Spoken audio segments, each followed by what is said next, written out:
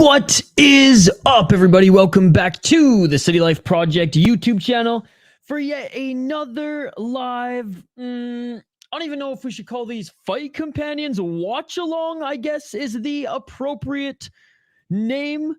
Ultimate Fighter, Team Grasso versus Team Shevchenko. That is right. The Ultimate Fighter Season 32 is upon us, and Episode 1 is just beginning live here on ESPN+.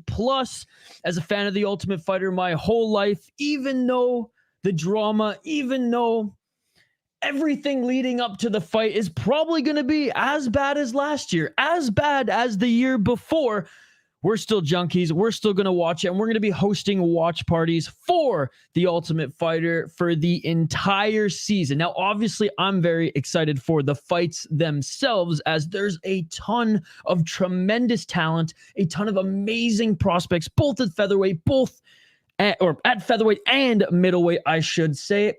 And big shout out to Jay and everybody who supports us on the Rush City Fight Show, as we profiled and went over every single prospect. That is right, every single participant of this tournament, of this show. So we're a little bit caught up. We're a little bit in tune with who is going to be competing. And yeah, until the fight, we're just gonna hang out and watch the show together. So there you go, there you go. Yo, what's up, Cal? What's up, Calvert? Good to see you. Am I here, Hank? Yes, I'm here. As you can see, I'm here. This is the real me. This ain't no AI ass Isha. This is me. This is me. What's up, West Coast? What's up, Hockey?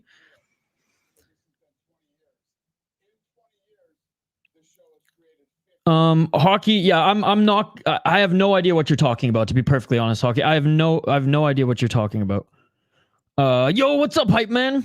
It's going good, dude. Thank you so much for hanging out. Gibwardo, what's up, Gibwardo? Good to see you, man. Thank you so much for joining. Again, this season's probably not going to be super entertaining, much like last year, but the fight should deliver. The fight should deliver. I love, like, Hockey's, like, dropping some, like, depressing news, and, like, I'm not going to go into detail. It's like, okay, Hockey, I'm not addressing it right now anyway, so it doesn't matter. It doesn't matter. Yeah, Hockey, I'm not going to address it right now. We're watching The Ultimate Fighter. If you want to watch The Ultimate Fighter with us as well, more than welcome to do so. Because as far as I know, you're just trolling us right now, saying that, like, people in our community have died. I don't believe you for a second. I'm not going to lie, but I will check your DMs later. But what a way to start the stream, ladies and gentlemen. Hockey from home dropping some bombs on us. I really don't even need the details, Hockey from home. So many notable names here. Yes, so many amazing prospects here. I don't know yet. I don't know yet. I'll post my schedule likely tonight or tomorrow. Honestly, I've just been working all day and getting some content together for the Ryzen 47 preview and predictions video, as I linked up with J Wolf again. And we had like a 2-hour preview, and then, a 2-hour total piece of content, about an hour and a half of a preview and predictions for the Ryzen 47 card. And then we had a great conversation on what some of the special announcements are going to be at the Ryzen 47 card. Dana finally treating TUF like contenders. Yes. Again, Hockey, we're watching TUF right now. I'm just not going to address it. And I'm going to keep it at that. I have no idea. Yeah, I don't know why you're sharing with me.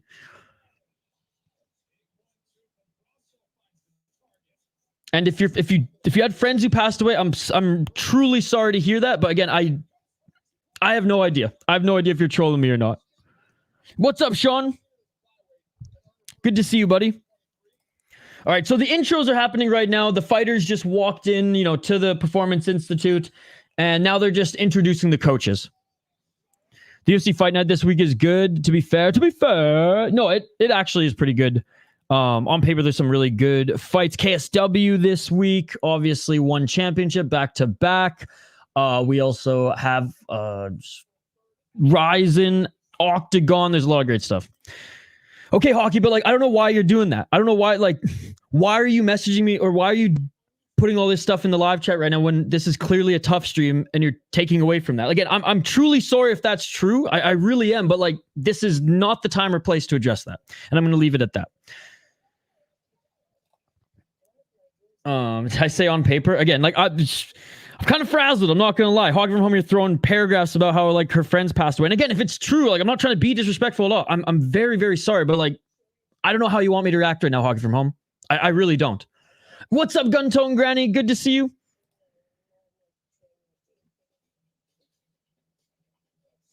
All right, so now the fighters are doing their like initial training and evaluation here. Gun Tone Granny, it's great to see you. I miss you too. Hope you're having a great start to the summer. Damn, it was warm today and yesterday. Rained a little bit in the cities as well, but yeah, humid as hell. Summer has arrived. It is awesome. I will be setting up the Judd's Bud streams before bed here tonight. So they're going to have an awesome, fun stream tomorrow. Gearing up for the draft soon. Hockey playoffs are about to end. It's going to be awesome. Yo, what's up, Shane? Good to see you, buddy. No, they haven't picked teams that literally just started. They're just doing their evaluations right now.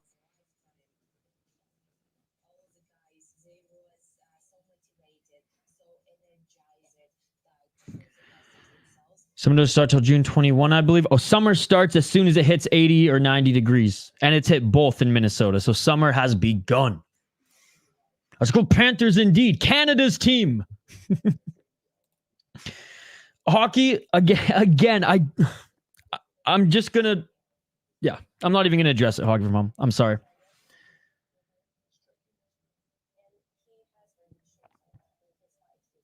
Again, I feel like saying I'm sorry is all I can do.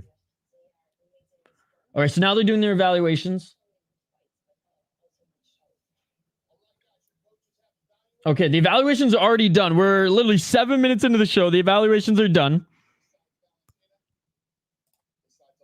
It hit 90 here, but the last 2 weekends were rainy, and yeah, it's been kind of rainy. We've kind of had both. We've had like half days of a lot of sun and then a little bit of rain. What's up, Punchy Mango? Last season, TUF was really good. I hope this season is just as good. Oh man, you have no idea what a good TUF season is, and I really, I mean, I'm glad you enjoyed it. That is awesome. But man, you got to go back and watch like the OG seasons. The OG seasons are where it's at. Last season, there were some pretty good fights. I'm not gonna lie. But overall, I personally thought, and I've seen every single season of TUF more than once. Probably like a few times each. And last season the Pena and Nunes season were like the two worst seasons of all time, in my opinion. But I will say some of the fights did deliver last year. The Valiev and Katona fight in particular. And I'm really hoping the fights this year deliver as well. But I appreciate you hanging out, Punchy Mango. And I'm glad you are a glass half full type of guy. What's up, Bill Cat? Good to see you. Shane, maybe refresh it because it's already started, buddy. Or maybe the Fight Pass one is delayed. Oh, maybe the Fight Pass one is delayed a little bit. Yeah, it started on ESPN. Hockey, I'm guessing Fight Pass or Sportsnet. I'm not sure. I haven't even edited it yet, man. So sometime tomorrow. Haven't even started editing it yet. Tonight's going to be a long night. I have to finish work. I have to finish editing a podcast for SodaPod, and then I can get to the beer vlog. Hey, there's Mairon Santos, the guy who we covered last week on the show.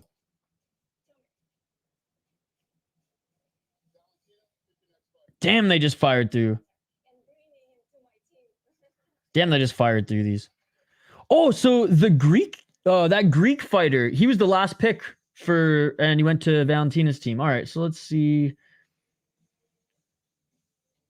Honestly, the team seemed pretty even. Mark Hulme, he's on Shevchenko's team. Dude, he's so good. He's so good.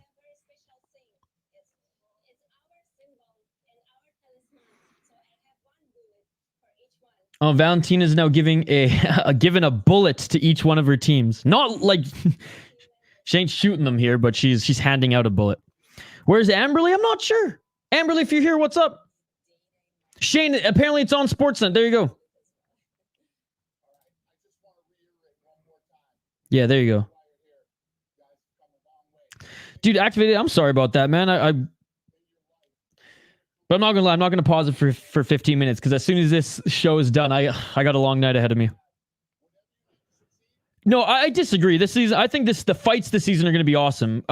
We've been highlighting the fighters every single week on the Rush City Fight Show, and it is a tremendous cast of fighters. Now, the show is never going to be what it was on Fox and Spike.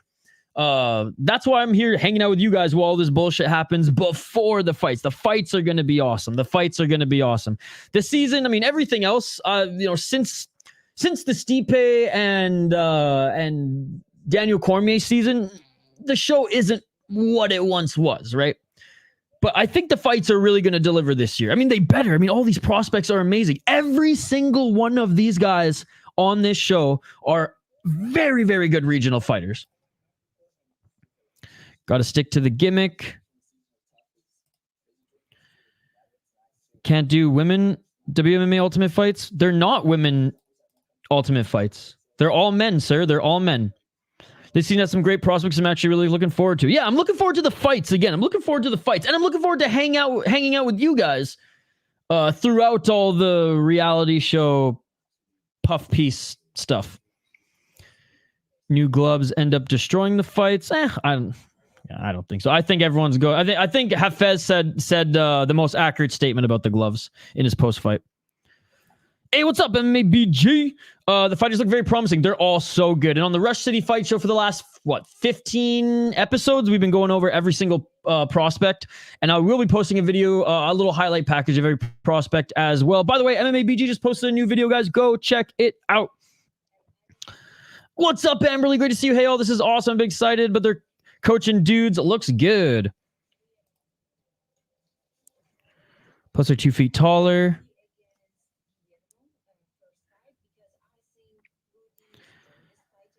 So are all these guys all natural 145, 185s? I believe so. I don't think there's anyone who was dropping or going up to be on here. If anything, there were guys who maybe fought at 205 that were actually 185ers, fighting at 205 a little tubby, let's just say. But no, for 90% of them, I think. I forget. I think it might have only been the Greek guy who's fought at 205 a few times. But everyone, long or the short of it, everyone here has had the majority of their fighting experience in the weight class in which they are competing at.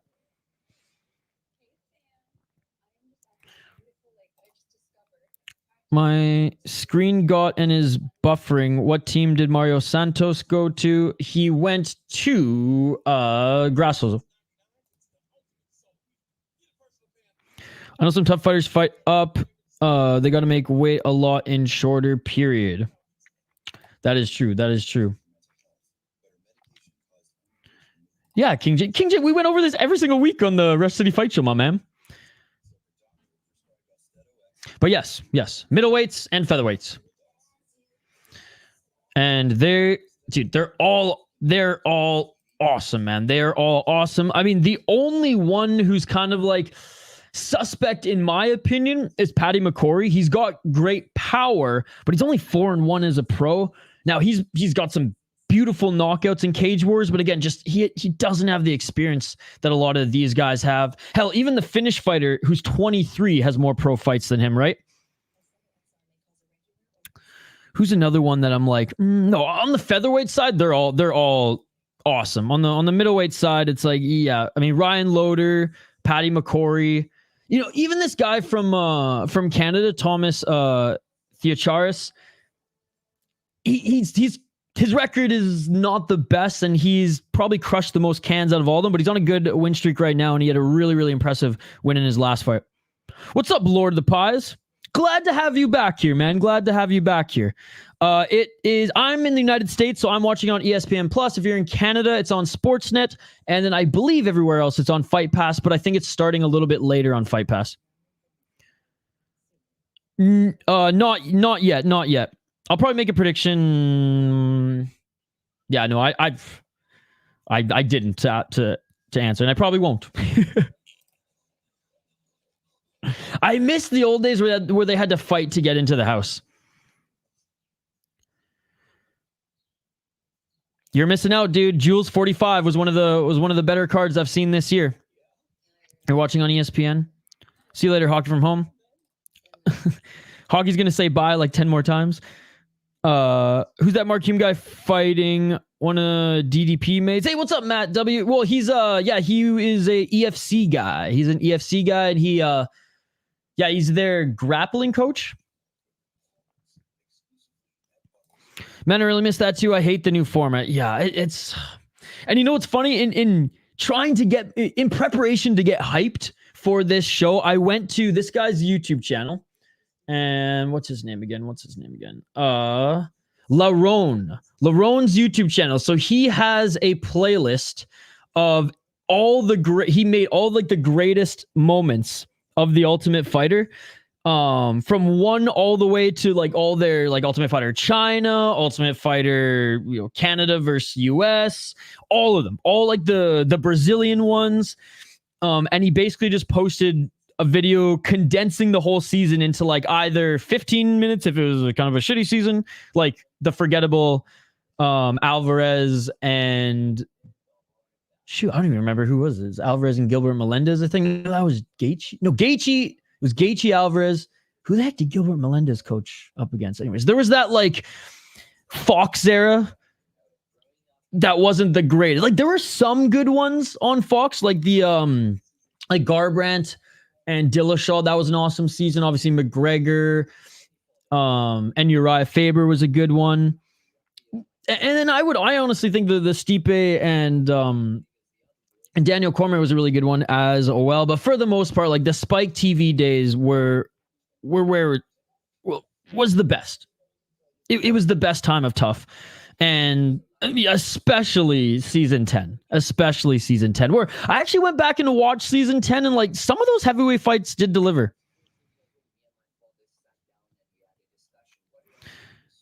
Hell yeah. Yeah. Like his playlist, if you just go to the playlist, that's like the Ultimate Fighter. It's awesome. It's awesome. It's a blast in the past. And then it kind of shows like it reminds you which seasons were good. And then I kind of just went back and watched them all. Like season 3 was fun. Season 5 was fun. I actually have season 6 on DVD, funny enough. Season 8 was the Junie Browning season. Season 9 was the UK versus USA. Season 10 was obviously the heavyweights, which was good. Season 11 was meh, but actually some decent fighters came out of that one. 12, an underrated one with Koscheck and GSP, where Cutman Tate made his first appearance. I'm watching it on ESPN Plus, buddy. 14. Oh, 14 was a good one too. That's where Dodson and Dillashaw came from. That was Michael Bisping versus Mayhem Miller. 15 was the live season. That one was they had some really good fights, but it was just kind of a weirder format. 16 was super forgettable. That was Carwin and Big Country Roy Nelson. So that one's pretty forgettable. 17 was good. That was Chael and John Jones. That was Uriah Hall's basically season. And then Kelvin Gastelum ends up beating him, which was awesome. 18 was Ronda Rousey becoming the sassy bitch that we all know her as now. That was like her sassy bitch coming out party. 21 was the former Black Zillion camp versus ATT. 22 was McGregor. Yeah, I mean, like, even 23 was good. That was Joanna and Claudia Guidera, and Khalil Roundtree was on that season. But basically, like, I mean, 24 was okay. That was all the flyweight champions who competed to fight Demetrius Johnson. Tim Elliott won that one. I think Ogi Kubo, who's still fighting in Ryzen, by the way. I think he won like the 2020 Grand Prix in Ryzen. He was on that season. And then honestly for me, 27 was the only other good one after that. 26 was horrendous. 28 was horrendous. 29 was horrendous. 30 was horrendous. Last year overall was horrendous. You know what though? The Ultimate Fighter Brazil season 3 with Chael Sonnen and Vanderlei. I mean, that one, though most of it's in subtitles, it's worth watching. It's worth watching for sure. This is the favorite part of my show, the Coaches Challenge. Yep. I like the strawweight season. That was, yeah, it's super fun going through and seeing Lerone, the highlights that he put together, and then like being like, oh, I actually want to go back and watch this season, because I remember there's some other stuff that he didn't post. Again, hockey, my condolences. I just don't feel like this is the proper platform for me to discuss this with you right now. Grasso schooling that Torres guy on the double end bag. The one with Evans wins is sweet with all the talent and the time we see the Von Flue choke. Yeah, season 1 and 2 are actually my least favorite seasons. And you know why? Because of those garbage challenges that they had to do like between fights. It's like, not only are these guys cutting weight on short notice, not only are these guys fighting so many times within a short period of time, but they have to do these like dumb reality show challenges. Now I understand that the show was in its infancy and they were still trying to figure something out, and I'm pretty sure that the first 2 seasons were executively produced by some of the people who worked for literally like Survivor, like the reality show Survivor. So they made it very much like a reality type show. And again, if you didn't hear the answer to my question, in Canada it's on Fight Pass and Sportsnet. In the United States it's on ESPN Plus.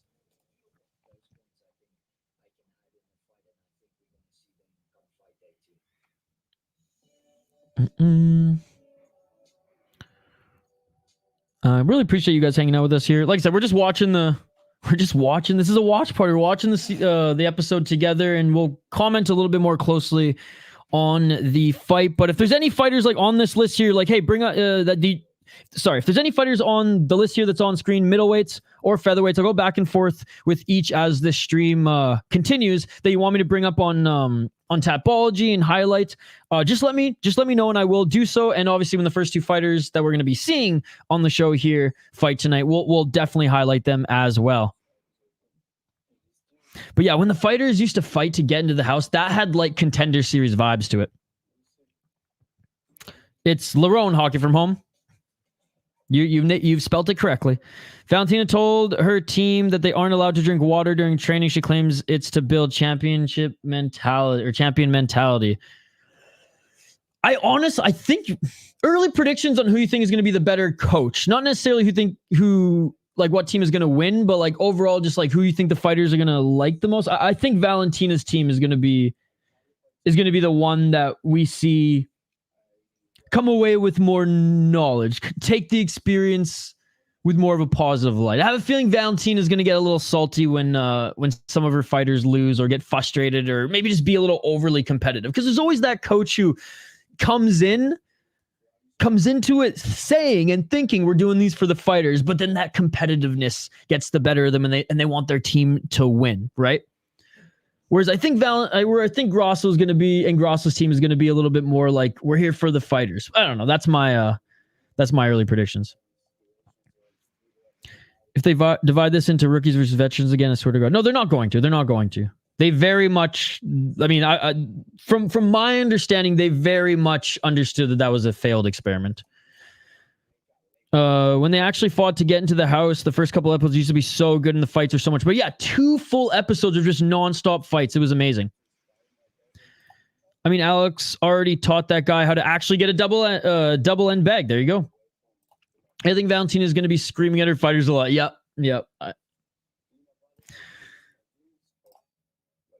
Hockey from Home, your beauty. Thank you so much.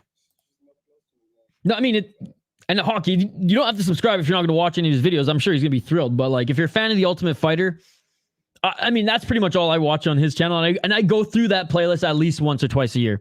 It's on right now, buddy. It's on right now. Yeah, guys, smash that like button if you haven't already. But yeah, what fighters are you looking forward to seeing the most? How many minutes in is the episode? I'm not watching. Literally 24 minutes in, my man. 24 minutes in. Torres' nose looks like he's chewed up bubble gum. It looks like he's been punched in the face a few times. Looks like he's been punched in the face a few times. So Guillermo Torres is who was just on screen there telling his life story, which is what they do now on The Ultimate Fighter. No more getting drunk with the boys. It's now, I miss my family. which is okay, I guess, because we're not here watching for that anymore. We're here watching, you know, for the fight. But let's take a look at him. Guillermo Torres, 7-1 as a pro, 37 years of age. I believe he's the oldest fighter on the show. 4 KO TKOs, 3 submissions, 3-0 Combate Global, 2-1 in Lux, beating a 6-2 guy and a 7-0 guy in Lux in his last 2 fights, both taking them out early in the fight. Second round KO TKO, first round knockout as well. Lost to a 4-2 guy when he's 5-0. Man, for 37 years of age, I mean, he's gotten to MMA pretty late, eh? Looks like he took some time off between his Combate time, then go to UWC. So I guess it's like now or never for him. This is his opportunity, and he's going for it. But 4 knockouts, 0 submissions, 3 decisions. Been knocked out once, and that was against the 4-2 guy, Abraham Nava. How's this guy done since, by the way? 6-4. 3 knockouts, 3 decisions. Okay. Lux is a fun league to watch, by the way, guys. Lux is a really fun league to watch. Did Robzilla's intro already happen? I don't think so. What do you mean by intro? The Tajikistan guy?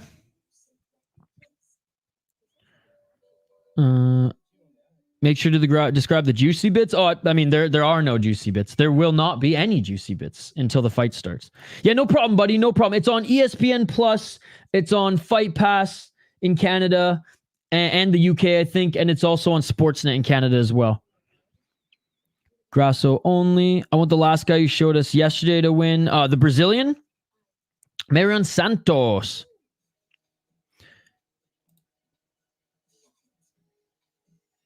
What's your guess on how many people will cry over missing their families this season? Oh, like, man, we should. Oh, you know what? We got to start. This is episode 1. We're gonna be here together, guys, for the next 12 weeks because I believe there's 12 episodes of this.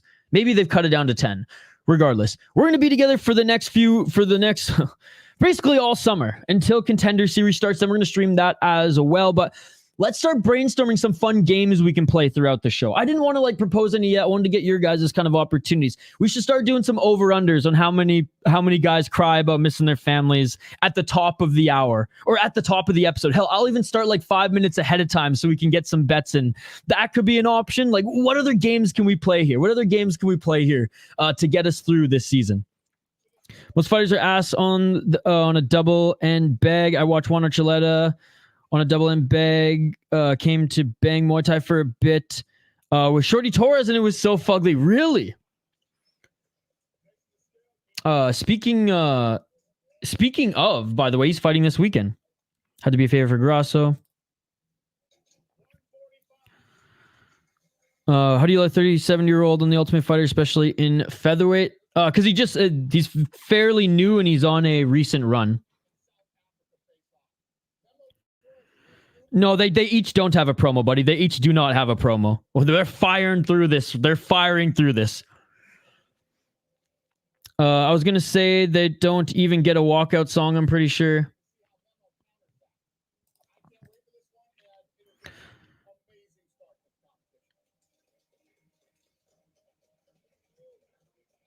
All right, they're just weighing in right now. No music. We got to have a cry counter. Okay, we'll do a cry counter for sure. That sounds fun.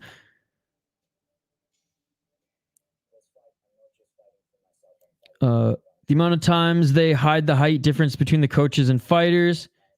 He had no rhythm on the bag. Interesting. 4-inch height advantage. All right, so we got Roedie Roets fighting Guillermo Torres first. So let's take a look at Roedie Roets. He's also 7-1, by the way. So 2 7-1 guys going at it here in the first fight. And they've already weighed in. They've both weighed in. And they're preparing for the fight right now. Both have entered their locker rooms to prepare for the fight.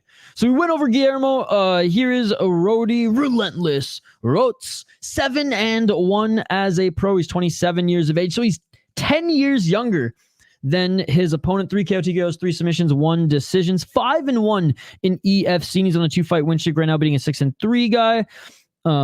beating him in the second round, and then got a rear naked choke against a 4-3 guy in the first round. Lost to a 9-7 guy. Oof. 4-5, 6-5. Not the most impressive pro record, but he went 10-0 as an amateur, competing in IMMA F World Champion, which is a great place to develop. Usually when we see guys who crush it there, they do good as a pro. And I mean, his record's not bad. You're going to take what you can get at EFC, right? You're going to take what you can get at EFC. So anyways, we'll go back and forth between their profiles here again, ladies and gentlemen. And again, really appreciate you guys for joining. And the Tajik, that's Bekhzod Usmonov, if I'm not mistaken, right? Right, BG? Okay, they're just preparing right now to make their walkouts. You know what this tells me? This tells me that this fight is going the distance. Unless they're doing 2 fights on the premiere, the fact that they're already walking out half an hour into the show means that between commercials, after they walk out here, because we're going to go to another commercial, and a commercial between the 2 rounds. Hell, this is almost telling that this might be a 3-round fight. This might be a 3-round fight. Roots by decision. We need to have a soundbite of Andy Wang crying for the counter. Oh my goodness. Oh, yes, absolutely. I'm bookmarking all these ideas, and I'm going to come locked and loaded next week with all of that shit. Team Grasso, still 30 minutes to go in fight starting rest. This is probably going to be a 3-rounder. Oh, what's up, Sean? For any time they mention they're fighting for their country cliche. Okay, oh, yes, that's good as well. So, oh my God, these are great. Keep them coming. I just found a stream. Are you on the fight day part? I might be ahead. The fight has started right now, ladies and gentlemen. Let's get it on. Let's get it on. Guillermo Torres against Roedie Roets. 4 minutes and 48 seconds on the clock. And yeah, if you look at the South African, he's way taller than Torres here. Torres trying to keep him on the outside. Oh, and a nice takedown by Roetz. Holding the body right now, trying to climb his way to mount. Good scramble here. Good scramble. Holding on to his neck right now. Both their knees are planted, facing each other. Wang is a warrior. Torres is on Grasso's team. Roitz is on Valentina. FaceTime family counter. Mairon Santos will be champion. Dude, he is awesome. And he was supposed to be in the UFC. He was supposed to be in the UFC. So I'm not sure what happened with his contract. Hell, he might even be under contract and just coming over to TUF. I don't know. I should look into that. But he was supposed to fight Sean Woodson. That fight got canceled, and then he now is on the Ultimate Fighter. No, I know. Well, it's 2 rounds unless they go to a sudden overtime. That's what he's saying. Because we started so early, that kind of is telling that we're going to have 3 rounds. Nice, dude. Hey, well, we're cheering for him, buddy. We're cheering for him. How do you feel about a superior rule set in TUF? I think every single MMA fight that happens on this planet should be superior rule set, and if it's not, it's fake MMA in my books. Your best friend, let's go all the way from Brazil. Davi Oliveira, thank you so much for joining. He's not fighting tonight, but we'll be rooting for him, brother. We'll be rooting for him. Yeah, good luck to your pal, man. And thank you, Hank. Thank you. Easy win for the bullet. Wah! Wah! Oh, huge knees by Roetz. So he's holding the back of Torres right now. He's holding the torso, and he's landing some massive knees. These guys are scrambling like eggs, ladies and gentlemen. Scrambling like eggs. Again, appreciate you guys hanging out with us here today. Like I said, we'll be locked and loaded next week with some fun games to play, some over-unders, and we'll start a little bit early every single week moving forward for the next 11 weeks so that we can like lock in some picks, predictions for Cry Counter, mentioning that they're doing for their country. These are great suggestions, so keep them coming, guys. Keep them coming. Still holding on to Torres right now. Up against the cage is Roetz. Now looking to try to grab that right single. Another good scramble, and they separate back to their feet. Only about 2 minutes left in the round, guys. Good leg kick by Torres. Oh, outside leg kick by Torres as Roetz was going for a takedown. So it kind of stopped his momentum there. Double underhooks by Roetz, pushing Torres up against cage. Oh, beautiful knee to the body there. My goodness. Hey, so far, pretty good fight.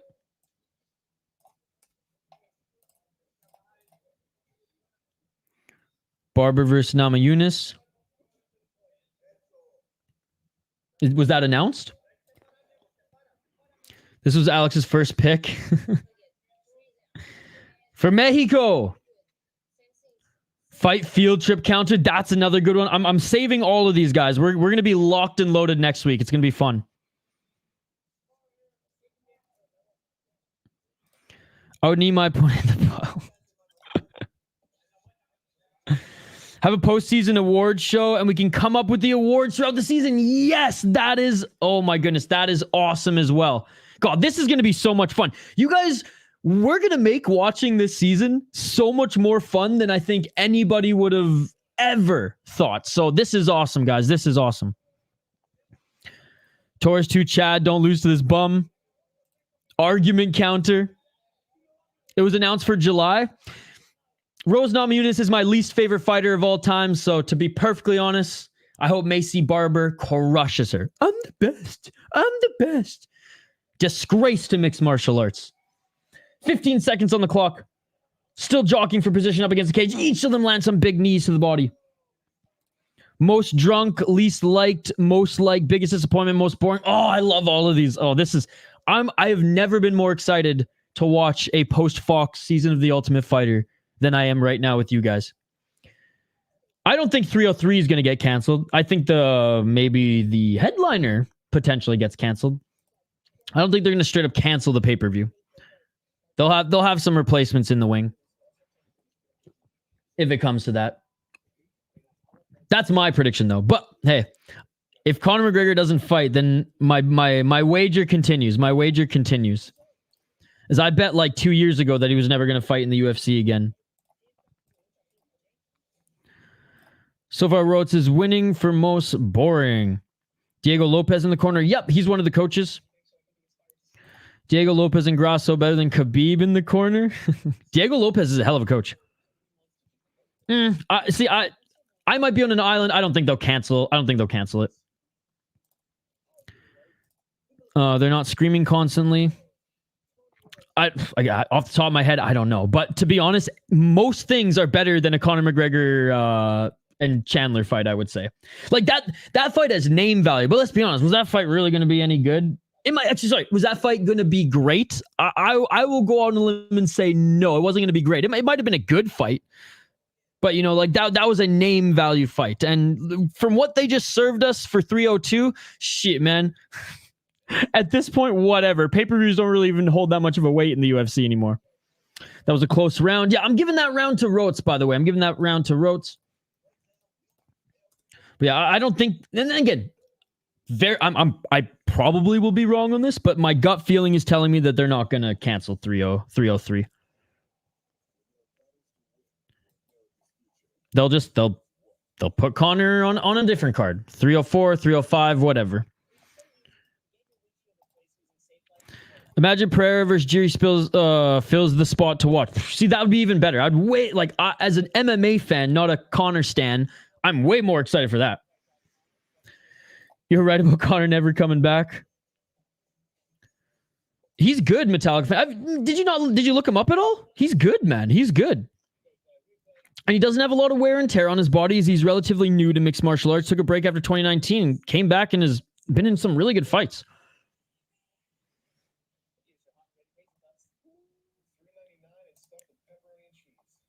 And he's Mexican. Viva la Mexico.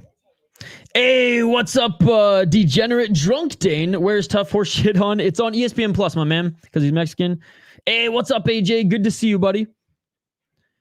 It's nothing is official in regards to Conor McGregor and Chandler being off or anything yet. As far as we know, it's still on, and shoot, it's still for sale in Canada, the pay-per-view.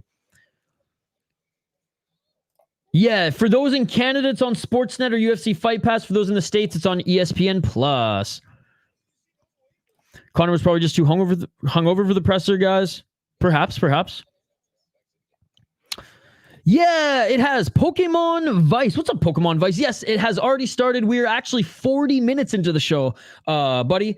It's on Sportsnet in Canada or Fight Pass and on ESPN Plus here in the States. I take Oliveira versus anyone over Chandler versus Connor fight any day. Yeah, me too. Me too. Fight Pass is a little behind, though. Fight Pass is a little behind, but yeah. But yeah, on paper, all these prospects coming in are really, really good. Jay and I on the Rush City Fight Show for the last 15 weeks have been highlighting them weekly. He is on Alexa Grasso's team, and the first round was close, but I'm going to give it to the South African. Roedie Roets. They're both 7-1 as a pro. Guillermo has fought better opponents, in my opinion.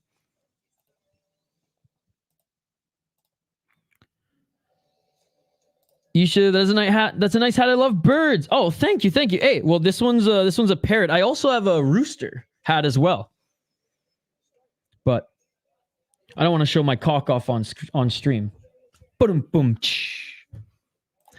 On paper, well, and on highlights. I mean, Hank, you saw every week we went over these guys. Now I know highlights. You can't necessarily judge a fighter from his highlights, but Hank's being glass half empty today. I'm being glass half full. Let's fucking go. Round one was pretty poopy. 4 minutes and 35 seconds on the clock. Negative Nelly's in the chat today. Damn. The prospects are always better than last season at least. Oh, yes. Oh, yes. Nice takedown by Torres here, and he's in side control.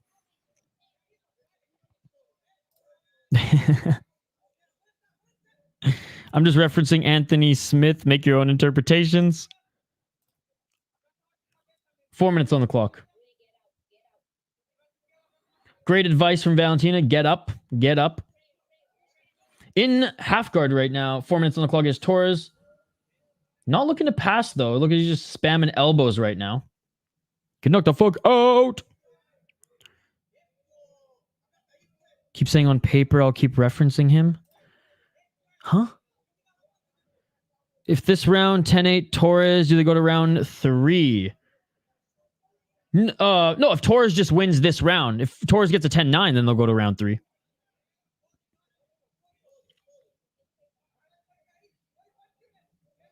Oh, because he says on paper a lot? Is that why? 3 minutes and 24 seconds on the clock. Some right hands to the body here by Torres. Oh, nice right hand by Torres. Okay, he's employing a little bit of ground and pound here, but he's just not passing out of this half guard. Love the green and blue. That's his catchphrase. Oh, okay. I guess I don't listen to enough Anthony Smith to have picked that up. My bad.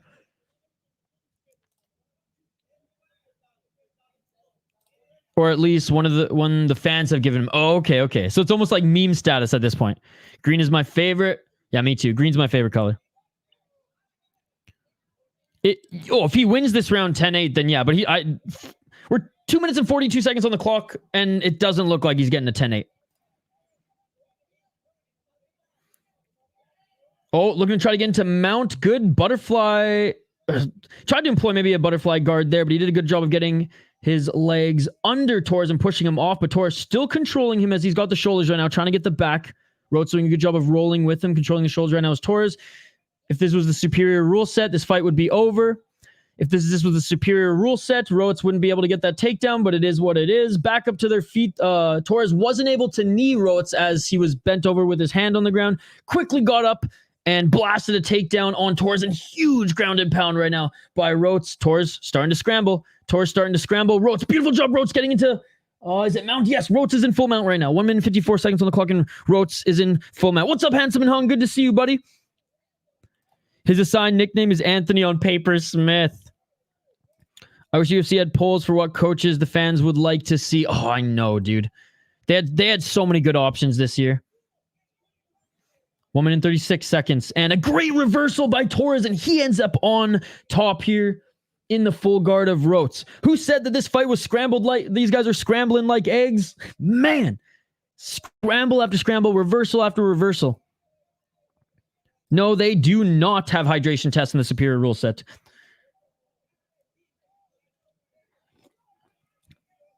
Bro, the day that Ryzen and Deep start doing hydration tests is the day that the Yakuza stops funding those leagues.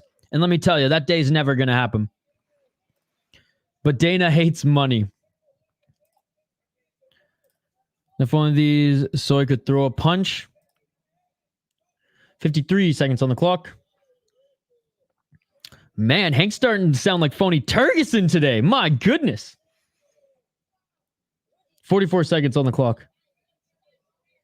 Oh, nice left and right by Torres. Trying to pull that up kick is Roitz. Roitz got back up to his feet. Knees in the clinch. 25 seconds. Yeah, they're probably going to give Torres this round, and we're going to go to a third, I reckon. No, the superior rule set is the Ryzen rule set, my man. What's up, Roberto? Who's your favorite fighter right now from the show? Ooh, that's a great question. Bekhzod Usmonov, I think, is really good. I think Ramaska.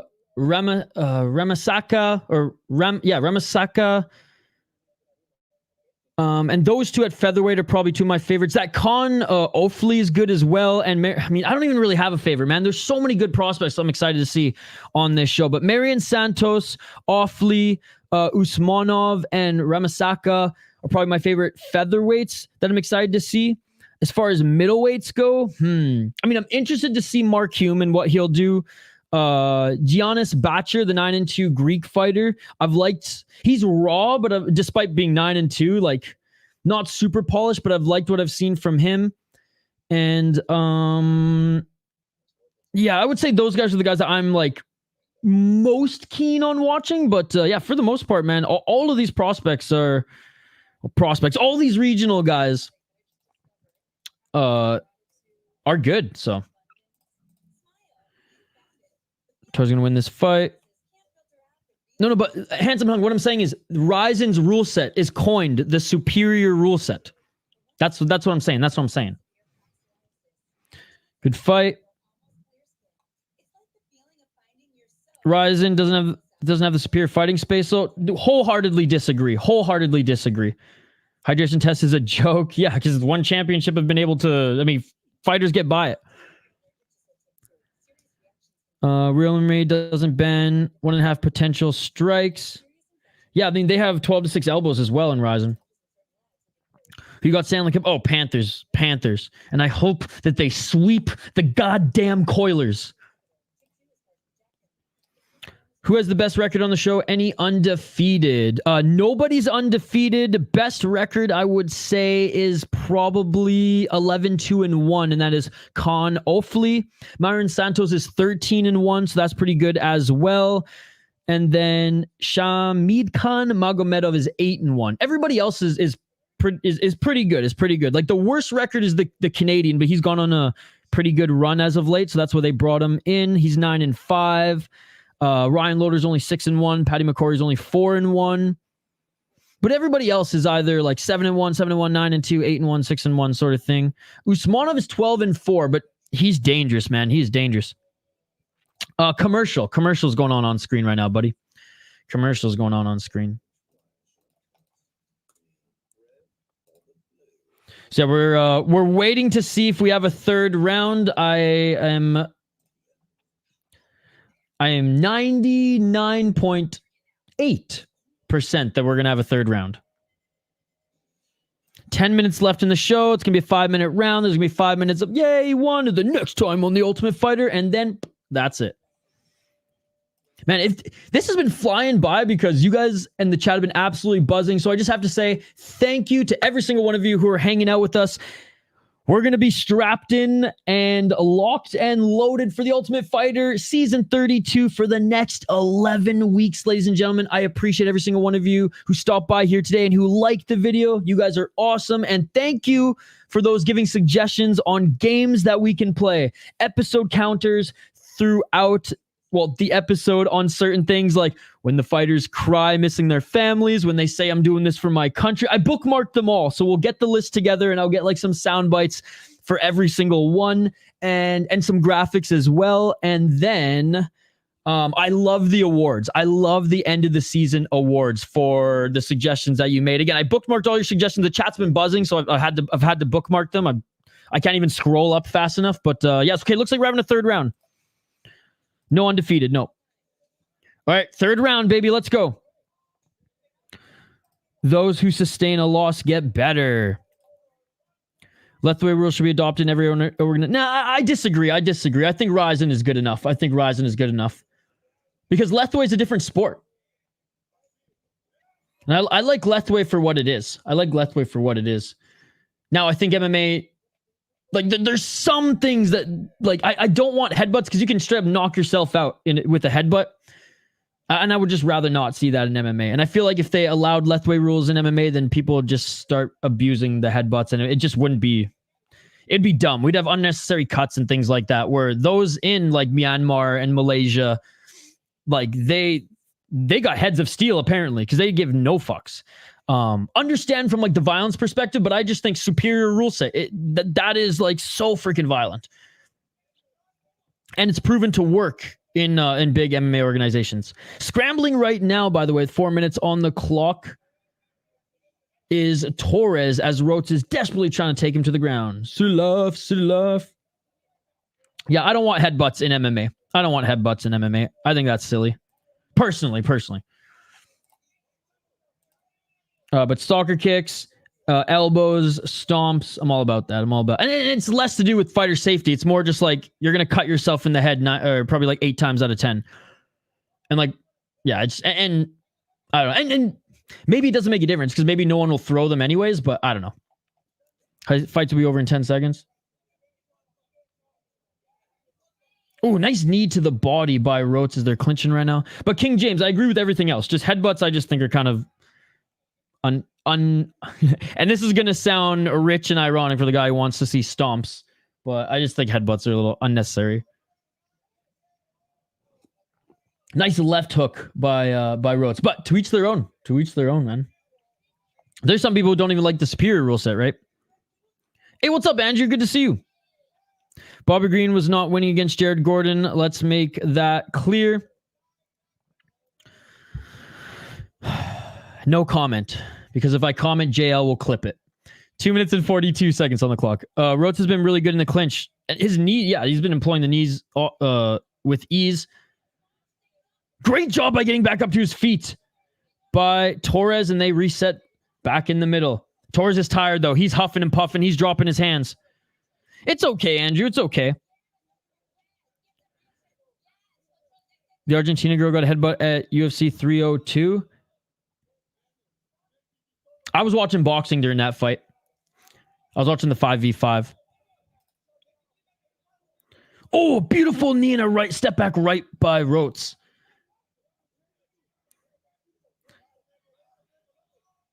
Yeah, both of them are tired, man. But you can see Torres, he's inside low kick. But yeah, he's breathing heavily and resetting his stance. Oh, counter left by Torres and a big right hand by Roitz.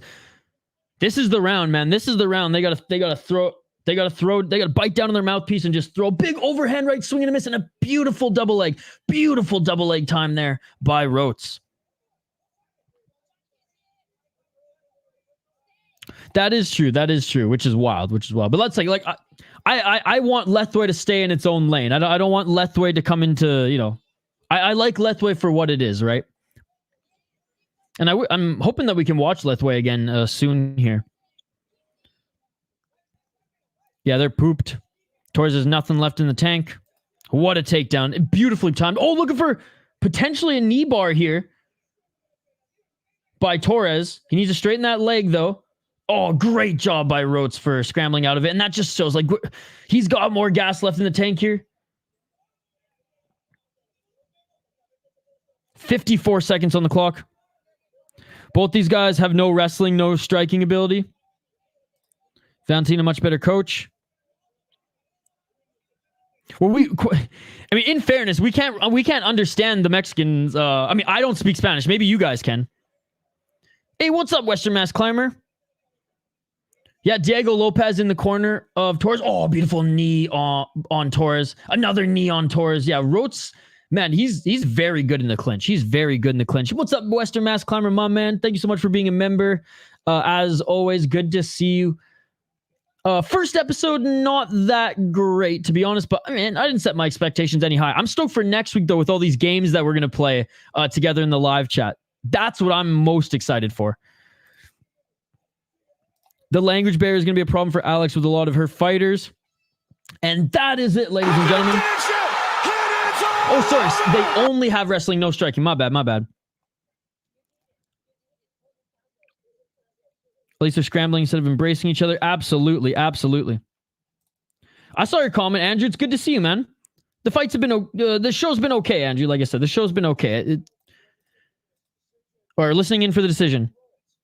Yeah, Roitz just got it. Roitz is the winner.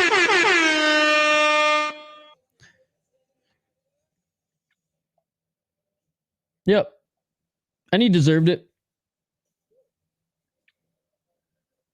Let's go, let's go, let's go. Shevchenko 1-0 Fook. This isn't a 2-hour episode, is it? That's the right decision. Absolutely. More gas left in the third.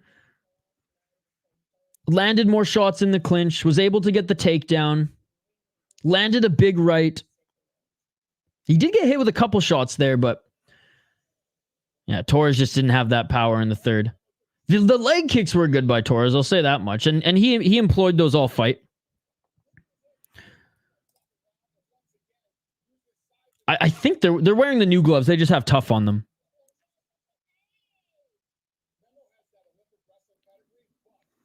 And just like that, Alex's first pick catches an L. No, these are considered exhibition fights. So it will go on their Tapology as like exhibition fight, but it won't go on their actual pro record. Did more damage, absolutely. Rightful winner, a 37-year-old should not be on TUF, especially at featherweight. Again, I disagree. Age is but a number when it comes to wear and tear. Now, if he's 45, that's a different story. But like 37, I mean, Joe Pavelski just retired from the National Hockey League this year off 67 points and 27 goals throughout his season, right? He's 40. He's 40, right? And he's got way more wear and tear as a hockey player playing the National Hockey League for, what was it, almost 20 seasons, right? So, like, I think wear and tear is a big thing, too, and the guy hasn't fought a lot, right? And, I mean, I've watched him before in Lux. It's not like he looked like an old man there. So, I don't know. I wasn't weighing too much in on the age. It could have been a factor with the cardio there in the third. I'll give you that for sure. Yes, just a 1 hour show? Okay. It was a decent fight considering it was pretty much a wrestling match. At least they were both active on top. Absolutely, absolutely. My theory continues. That's what happens when you pick a fighter just because they're from your country. 37 on TUF, man. 37 on Dana White Contender Series. Yikes. It's a City Life dog. I don't care what anyone says. 37 is prime. All right, 2 more minutes left in the show. Let's see what we got here. Okay, they're announcing the next fight for next week. Valentina gets to pick the fight. So it looks like we're going to see the fight announcement going into next episode. All right, let's listen in.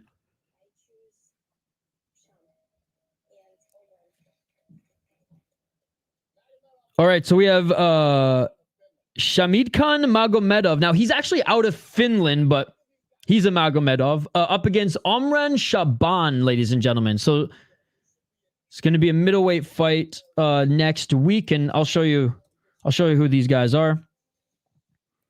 Oh, sorry, Omran is from Finland. My bad. 6-1 as a pro. 2 KO, TKO, 3 submissions, 1 decision. By the way, training out of Team KF, that's where a branch of that's actually in Ireland, and that's where that kid Irish Animal who jumps in our live chat, he actually trains jiu-jitsu there. 4-0 in Cage Wars, 2-1 in UAE Warriors. On a decent win streak right now. Mind you, not against the best guys, but he did beat an 8-1 guy in UAE Warriors in a 5-round fight. Now, that might even have been for a title or just a main event, but regardless, great win. Great win to come off of going into TUF. And let's take a look at his opponent.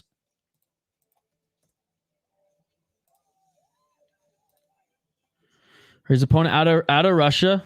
Let's say Magomedov. That's I thought because I heard Finland on the broadcast. And I thought right after they mentioned his name, so my apologies for that. But even so, with the Magomedov, you know the type of fighter he is. Now he does have a really good wrestling base, but is not afraid to throw hands and actually has some brutal finishes in the striking department. 8-1 as a pro, 29 years of age. As you can see here, 4 KO, TKO, 3 submissions, 1 decision. Pretty well-rounded record.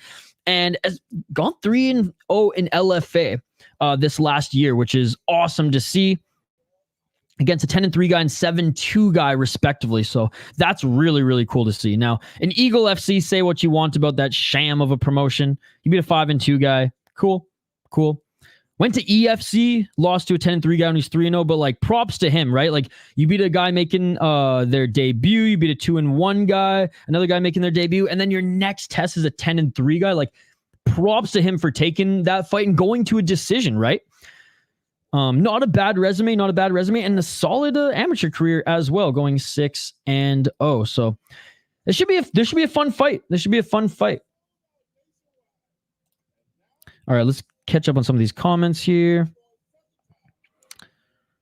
Sean, I'm 37 and I'm in a prime. Hell yeah, Andrew. Valentina picked the first fight and now she gets to pick the second fight too, huh? Because she won, right? Whoever wins, and this has been going on since the beginning of TUF. When you win, you regain control, right? If you're LeBron, 40 is apparently your time. Yeah, but according to Chael Sonnen, and he said this on, what was it, the Andrew Schultz podcast, LeBron James is on more juice than Tropicana. And Chael would know because he said, and I quote, his drug guy was my drug guy. Another Grapple Fest, here we go. We'll tell the guy in the blue is way bigger. See you later, Andrew. I noticed my skills diminishing by 35. Amberly, Andrew, Hank, everyone, happy Tuesday night. Yo, oh, thanks, Western Mass Climber. You're the man. What am I doing for the Cup Finals? I don't really have like a Cup Finals party or plan or anything, but on my second channel, the Soda Pod, we have a huge event planned for the draft, man. We have a massive event, our biggest event of the year. I think last year we streamed for like 4.5 to 5 hours covering every prospect that was drafted in the first round, live coverage of the draft, guests every hour. It's if you guys are into hockey and you're into the NHL draft, like my second channel, the Soda Pod, this is our biggest event of the year. Our biggest event of the year is the draft, and we have a huge draft party live for all of you. Randy Couture, Kelly Slater, all dudes are still in their prime at 40. Mid Magomedov. That's fair. I tend to think that TUF and Dana White contender series are a great way to build stars, so why waste on a 37-year-old with limited time remaining instead of just signing him straight to the UFC? Happy Tuesday. Glad to see that after all the politics to get Torres in for Grasso and the Tiger Muay Thai people in for Valentina, Torres loses the first fight, then Grasso picks the Tiger guys. Chael is as reliable as a source as Wikipedia, but that's why I love him.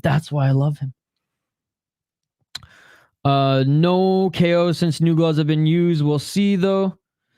I think his latest run has been good, but I'm not sold on him just because like his opponents haven't been the best. Great question, by the way, buddy. Thank you so much for joining. Let's just take a look at him here. Get 9-5 as a pro, but he lost a lot early. 7 knockouts though, so he does have knockout power. So Hank, let's see if he can actually knock some guys out with these gloves. But like he lost a bunch early in his pro MMA career, as you can see here, and he's gone on a recent run. Now, again, not against the best opponents, and that's the thing. When you're fighting in Unified, you ain't gonna fight the best opponents. Now, I just rag on Unified because I'm Western Canadian, and I like supporting BFL over Unified. But if you look at where he's fought, I mean, honestly, FFC and Unified were the highest level regional shows that he's fought in, which I guess he's fought in EFC as well, but look at the fucking guy that he fought, right? Like, I don't know. I'm going to root for him because he's Canadian and I'm Canadian, but I'm not sold. By the way, any last comments on guys or gals you want me to highlight here? By all means, get them in the live chat, as we're going to hang up the gloves a little bit soon, or pretty soon here. But again, any suggestions for like fun games we can play, whether it's like calling over-unders on like some of the suggestions people had in the live chat. how many times the guys are going to cry talking about their families, how many times people are saying they're fighting for their country. I mean, we should have maybe an over-under 2 or some sort of like sound. We'll have the Andy Wang soundbite for sure, especially if somebody quits. If somebody doesn't make weight or quits on the stool, like going into the second or maybe like the third round here, we got to have the Andy Wang. Wah! Wah! I want magic juice for women, no fair. Guys can take stairs. I mean, women can as well. Women can as well. There's a little bit more chemistry that goes on with it, I imagine. But I mean, I've seen enough more plates, more dates to know that it's definitely a possibility. I am Panthers, obviously Canada's team, the Florida Panthers. You'll never see me rooting for the friggin' Coilers, dude. You had like an 8-hour stream once, I think. Probably. I've thought Connor was.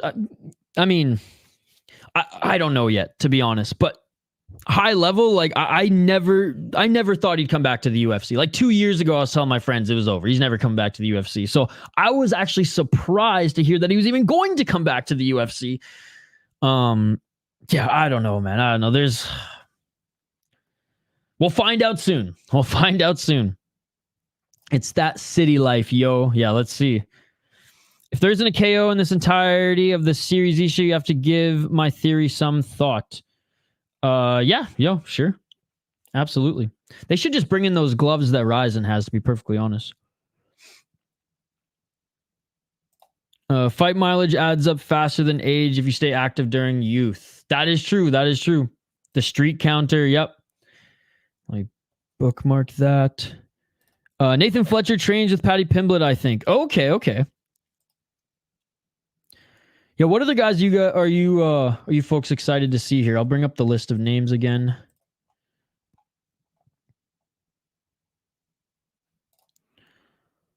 Prank review. Oh my god, that's a good one. And you know what the best season for prank. Oh my god. No, yeah, we'll even review some of the old ones. Cuz I mean, the best season of pranks was when it was gross, but the best because it's so fucked up. But like, yeah, that's what was the the Nogueira and Frank Mir season. And I'll leave it at that. Hashtag fruit plate. Hashtag sushi. I wouldn't want to take steroids. Me neither. Until I'm like probably in my 50s and I'm like, yo. Or 60s, and I'm like, hook me up some of that HGH, baby. It's definitely easier for women to juice, but it's much worse for their bodies. Today's men are more into estrogen. Are they? Hit me up with the study. I want to see the facts. It would turn me into Vanderlei like Cyborg. Amberly, I think, just got comment of the night. Give them hot dog fingers to fight with, like everything everywhere all at once. Have a great night, Andrew. Likability charts for prospects. I like that too, dude. Hank, these are all awesome. And I'm going to go through them all. I'm going to make some graphics for next week. And then we'll start presenting maybe like a few of them and we'll see which ones you guys like the most. And then we'll roll with those for the rest of the season. And if they get bland, we'll change them up because we got a ton of suggestions. God, I'm so excited to watch. Like, I could care less about the show itself. I'm just excited to play these watch party games with you guys and stream every week now. Oh man, I'm excited.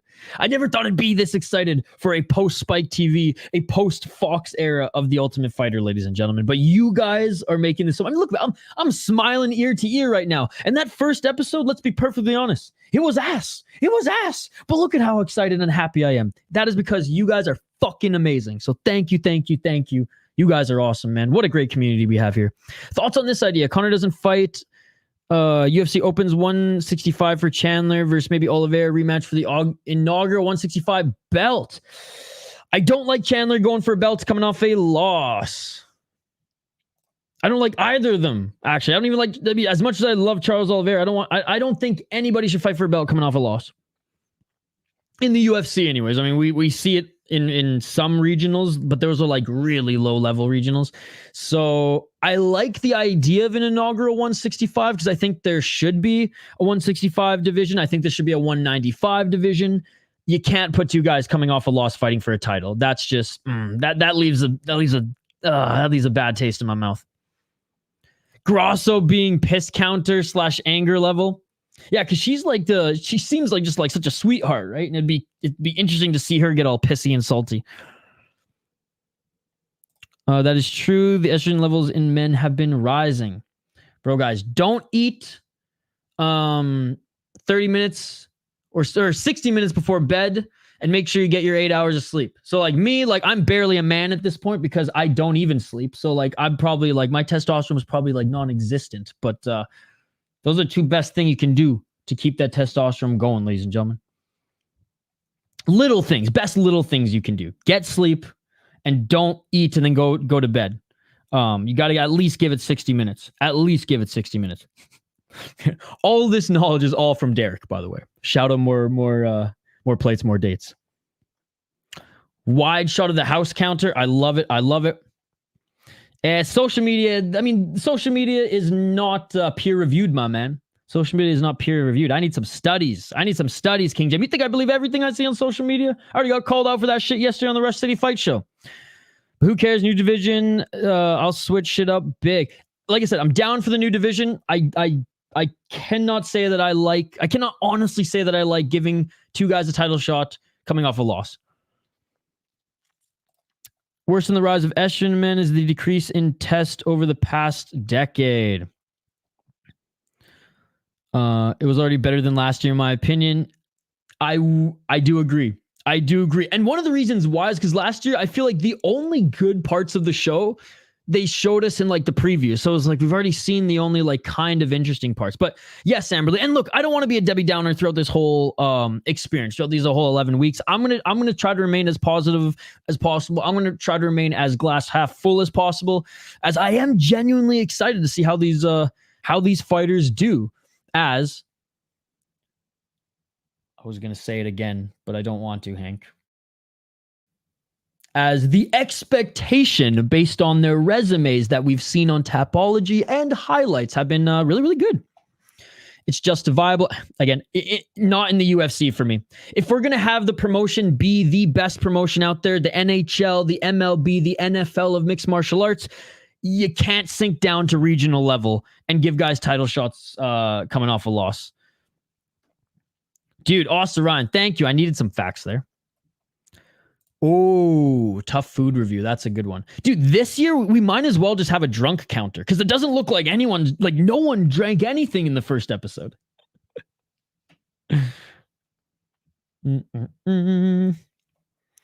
Oh man, dude, I never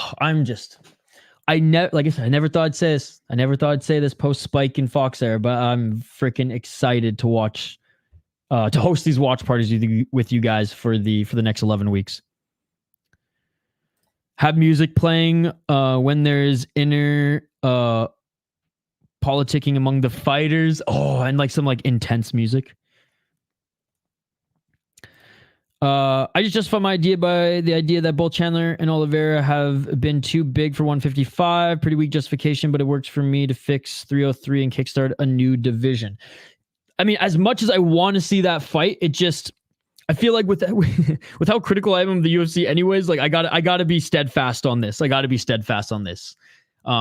hey, like this is a good conversation. This is a good back and forth. And would I want to see them headline? Absolutely. I mean, Charlie Olives, I mean, any excuse to see him fight, right? Because he doesn't have many years left. So it's like, fuck, I want to see Charlie Olives fight as much as possible. I mean, same with Chandler, but I'm not as much of a fan as Chandler as I am of Charles Oliveira, but put it this way, Western Mass Climber. If they made it happen, I as a fan of the sport, I'd be game to watch and I'd be excited to watch. But as someone who's like, God, this is supposed to be the best of the best, it's like, man, why are you stooping to Lux level, you know? Journal counter. All right. That's another good one. Okay, I'm going to review all of these and make a list, and then we'll present them. I might even start like 10, 15 minutes early next week, so we can really go over and nail down which one of these games that we all want to play moving forward. What's up, JK? It's good to see you, buddy. Mental health counter. Guest appearance counter. I like this one better than the mental health one, because the mental health one, I mean, I don't know. I don't really want to dive into that one personally. That might get the chat too political in a weird way. What's up, Mario? Good to see you. Counters at 1 right now. Who's the guest? Did I miss the guest? I think Diego Lopez isn't a guest. I think he's actually in the corner. I think he's actually part of the show.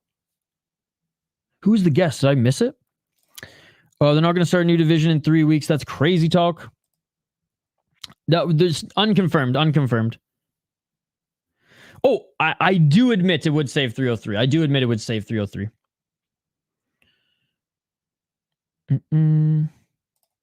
Maybe show some faces for the guests. Okay, yeah, we can do that. That is good, because yeah, they always bring in guests to train with them. So that's actually a really good one. That's actually a really good one. I like that. My dream 303 replacement is Hamza, finishes Whitaker and takes no damage. Challenges Alex to fight at 205 for the belt on short notice. Challenges him to fight that night. Give me a better idea. Off the top of my head, I don't have a replacement. I'm not gonna pretend like that I do. Off the top of my head, I don't have a replacement. I'm gonna have to see who's available. I'm gonna have to see who hasn't fought in a little bit, who has maybe been in a camp and who can maybe push the fight back a little bit, or I guess up a little bit. But yeah, I mean, West Coast kind of said I don't think they're gonna open up a new division on that like short notice, because that would just be a lot. As much as I'd like to see a new division, but yeah, I definitely have to do a little bit more research on it.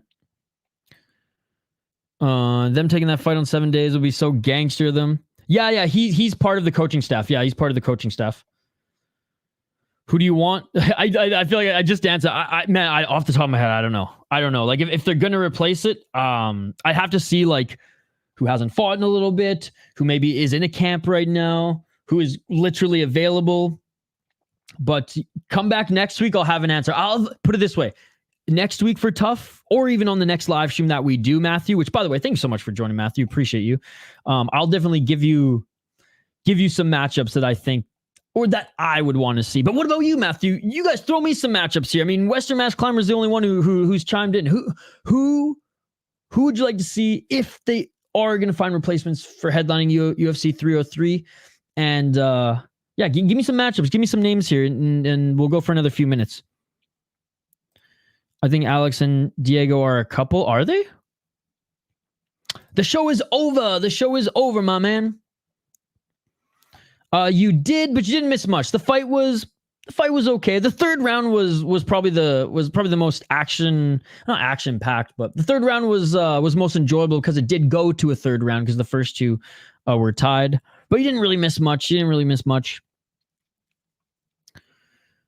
She can do better than that. How can she put up with that haircut? Man, some people love the Biebs look. Fair enough. I've been discussing it in several streams. We haven't come up with anything better.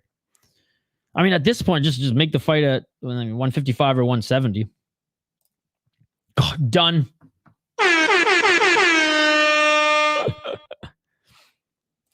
Ooh, there's no way Kayla Harrison can make weight. There's no way Kayla Harrison will be able to make weight. That's my opinion. That's my opinion. I shouldn't have stated it like that. You think she can make weight? I mean, what? You think she can make weight in that time? If Kayla can make weight, then I guess sure. Oliver Evers Chandler, Truth McGregor is off. I said it. Remember, it happened. Well, that's what Western Mass Climber was saying. But Western Mass Climber was saying at 165 in a new division. I think they'll probably do it at 170 if they do somehow put that fight together. O'Malley Sanhagen. Oh my goodness. I want to see that so bad. Poor Marab. Topuria versus anybody. He's not ugly, but that haircut has cost him a couple points. Drickus versus anybody. Ooh, Max versus Chandler. Volk versus Charles. Max versus Charles. Fuck, Max versus Charles would be such a fun fight at 155. Holy shit, that would be a good fight. I don't know why I never thought of that. That would be an amazing fight. That would be an amazing fight. Grab Colby by the throat and force him to fight Gary. Colby versus Oliveira. MVP can fight somebody else. Harrison versus Nunes for 145 was rumored on Twitter. I think Nunes will only come back if she to get the belt. And as much as Dana doesn't like people coming in one and done, she might defend it one more time in league. But I don't think Nunes would come back if it wasn't for a title, in a title fight. Ankalaev versus Pereira. I like that too. A Dagestani would never fight Pereira on short notice. Yeah, but Ankalaev is built a little different. I mean, not physically. I mean, he looks like all of them, but he's a little bit more of a savage because he doesn't mind. And if anything, he actually has some decent hands too. Not that he would stand and bang with Pereira per se, because that probably wouldn't be the game plan. So actually, I just talked myself out of it. Who you got in the fight of MVP versus Gary? I think Ian Gary has more punching power than MVP, but I think MVP, the experience, the fact that he hasn't really slowed down, and the fact that he's got that dog in him, man. I'm picking MVP, man. I'm picking MVP. You're hyped for deep versus your hype versus tough. Says it all. Tough sucks. Oh man, don't even get me started about that deep card. I mean, like I said, there's not enough Kirkland lube on the planet to get me through another deep Osaka card. That would be good, except I think Oliveira Jiu-Jitsu might be one up for Max. I think so too, but man, that would be a good fight. If he can take him to the ground. Max says underrated takedown defense, especially up against the cage. He wanted him Saudi Arabia right away. No way he would accept it. Yeah, fair enough. But Oliveira's channel 170 doesn't mean shit compared to 160. Yeah, but they're not going to make... And again, my opinion, it's way too short notice for them to make an entirely new division, right? Because they want... And especially from a marketing aspect, they want to probably make videos of it for Instagram. They probably want to have a press conference for it where they can get, money from like YouTube ads and things like that. I just feel like from a business point of view, you have to make that like a big deal, right? You can't rush a new division. Again, I like 165. I want there to be 165. I want there to be 195, but I just really don't think that the UFC will do that. Either way, somebody's career is getting ruined because of this. Hamzat versus Dricus. Again, if Hamzat finishes Whitaker and takes no damage. Yeah, Hamzat's had quick turnarounds before. At lower weight class, right? But I mean, I love all these. I asked you guys for suggestions, and you guys are giving them to me. So I absolutely love this conversation. Again, but from a monetary point of view, it's not, right? Because they want to milk it and they want to make as much money as they can. Like every time they post on social media, the UFC is making money off that, right? So and just those posts alone, not to mention a press conference, not to mention building the hype for it, right? Max is badass.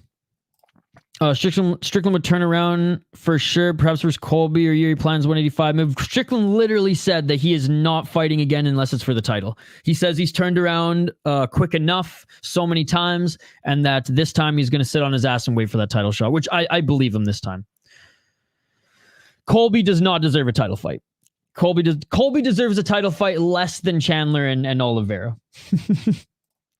Dricus and Pereira are the only two title fighters ready, really. Bro, the reaction of the corner of Holloway when he KO'd Gaethje always gets me. Who's not buying that pay-per-view on short notice? No, but again, I think you're misunderstanding me, Western Mass Climber. I didn't say anything about a pay-per-view. Like, obviously, they're going to want to sell the pay-per-view. They're going to sell the pay-per-view in general. I'm saying they're going to post so much content on hyping a new division, right?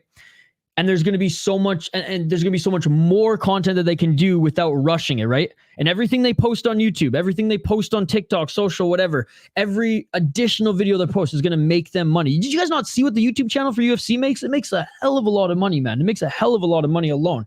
So I don't think they're going to skip an opportunity to milk bringing in a new division. It just doesn't make sense. No, and it's all good, man. It's all good. Like, again, I want new divisions. I strongly believe that it's not going to happen rushed. And again, I don't think they would give two guys coming off a loss a title shot in the UFC. Now, if this was Lux, let's freaking go, baby. If this was Ryzen, let's freaking go, baby. He'd be down to fight Dricus, though. Maybe push that fight forward. Sean has every right to sit at this point. Absolutely. No, in Western, I love him, man. I love the discussion. This is awesome. This is awesome. Pay-per-view isn't the problem if Conor fight is canceled. It's the event itself. Bro, did you saw the UFC just start a new segment in the channel of YouTube of muted fights when we can hear the strikes and talking? Yes, and I actually really, really like that. And you know what's funny is the deep card that we watched last weekend, deep Osaka Impact second round. There was no play-by-play for that. There was no play-by-play for that event, which was honestly, I kind of liked it. Put Peyton Talbot in the main event. Oh man, I mean he's got some helium. That is for sure. He's got some helium. I don't know if it's pay-per-view main event worthy yet. Actually, I know it's not, but I'm a fan. I like his fighting style, and his YouTube channel is awesome. Now I know it's not everyone's cup of tea. I think it's awesome, I should say. I know he's not everyone's cup of tea. But man, from like an artsy fartsy point of view, and I am an artsy fartsy kind of guy, from an editing point of view, like I'm just God, I can't wait for his next video. I just don't see it in the same way. No, fair enough. UFC makes 20-30K off YouTube alone every day. What's up, brother? Keep out. What? Sorry, I said that so like unenergetic. What is up, keep out? It was great to see you, man. Would new weight divisions be good for business? I mean, I think so.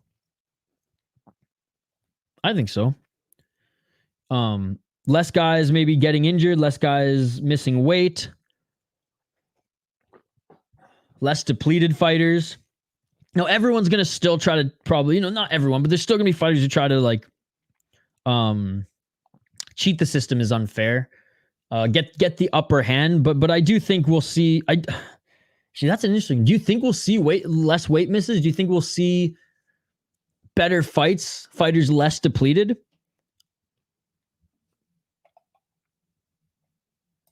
People already paid premium for these tickets because it's a Conor fight. People book travel and hotels, etc. I love those videos, man. I'm addicted to muted UFC fights. I think so. I wish there were more weight classes, but not a lot of people do. I think just like 165 and 195, like it has to happen. I'm more bullish on 195 because 185 to 205 is a hell of a jump. Like the stream, everybody. Well, I mean, they're bringing in like their roster is bigger than ever these days, right? Because of ESPN, and who knows if they move to Netflix, which I'm inclined to believe they are going to move to Netflix.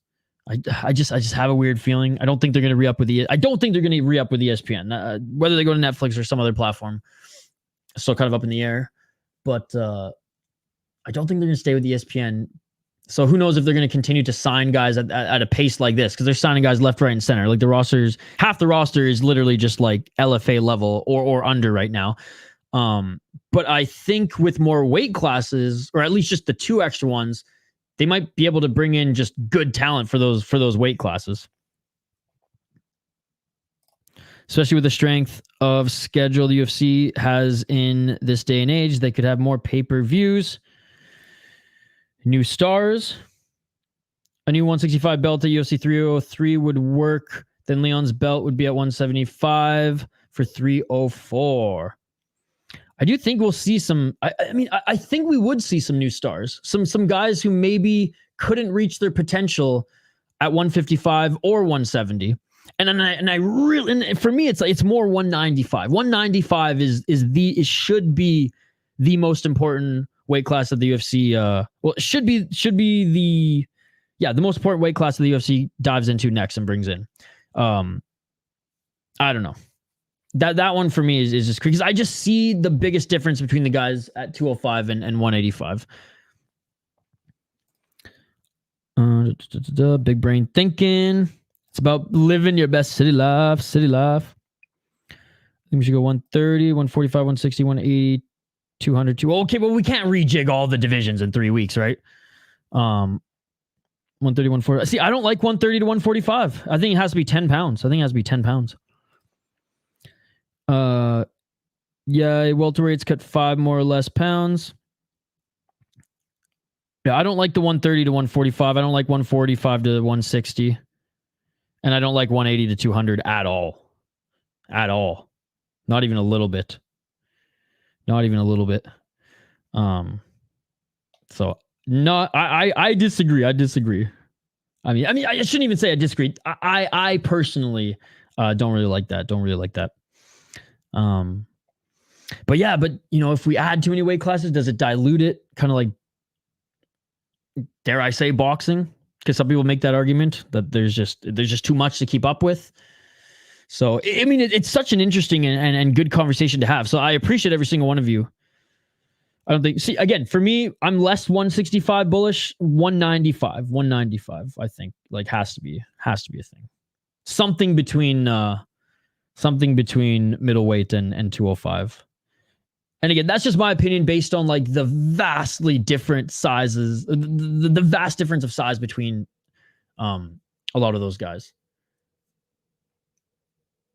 Because from lightweight to welterweight, in the past, it was a lot bigger of a difference. This year, or this day and age, I don't know. It's interesting. I don't feel like it's the same. I don't feel like it's as bad as with the bigger divisions. Welterweight, 165, middleweight, 175, 185, just best a name change to light heavy. 205 becomes cruiser, then heavy. The talent pool is good, but we don't really have enough great 185 to 205s to split up some of them and make a new division.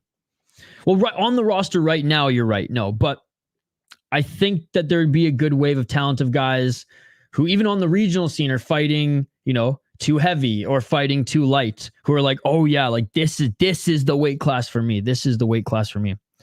I would like every 10 pounds. That's ideal. That's ideal for sure. But yeah, like I said, it's an interesting and really good conversation to have, and I appreciate you guys chiming in. Seriously, as I learn more from you guys than anybody, than any MMA outlet, than any of the shows. So I really love these conversations, guys, and I appreciate you.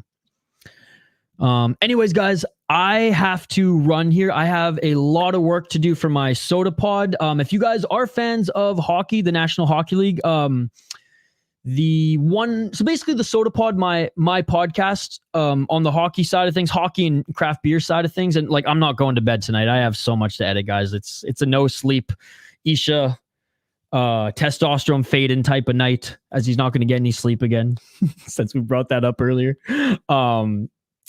So yeah, I got a lot to edit tonight. So I got to run soon here, but just to shout out my podcast here. So my podcast, the Soda Pod brand, we have multiple shows under our umbrella, whether you like just hockey stories from the world of hockey. That's what I cover. On the Soda Pod side of things, we have NCAA hockey, a show called MNCAA that just covers NCAA hockey. We have a National Hockey League prospect show called Judd's Buds that actually airs live on the YouTube channel, the Soda Pod, every Wednesday, 6:30 p.m. Central. Fuck, I gotta set up that stream too. Every Wednesday we drop Fellowship of the Rink, which is with one of the Athletic hockey beat writers who does national stories and covers the Minnesota Wild. That episode that I'm editing right now, that's the episode that I actually have to go and edit right now. Greg Wyshynski from ESPN was on the show. The boys bring on amazing guests every single week, ladies and gentlemen. Full episodes on YouTube, full episodes wherever you get your podcasts from.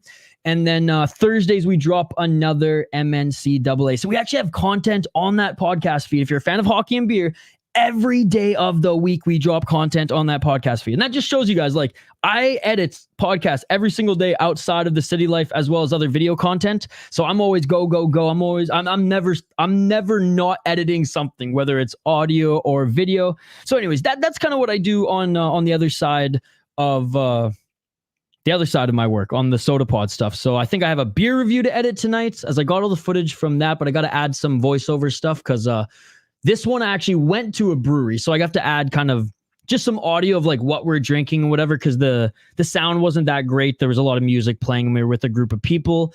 We'll get Fellowship of the Rinks ready for you guys. That will drop tomorrow, 5 a.m., wherever you get your podcast from, and or on the Soda Pod feed. And then, yeah, tomorrow we're going to set up the live stream for Judd's Buds, which I don't host that one, but I am in the live chat, and I do help produce that show. So yeah, if you guys are a fan of hockey and beer, so much content on the Soda Pod. We drop videos. I think we drop like multiple videos a day on the Soda Pod. And by the way, I got to give a special shout out to No Chill MMA. He is the reason we hit 1,000 subscribers on that channel. He single-handedly got us up to 1,000 subscribers, and we're starting to continuing to grow. So I really appreciate you guys there. All right, let's get through these last comments here, and then we'll hang up the gloves, and I'll get back to work. Why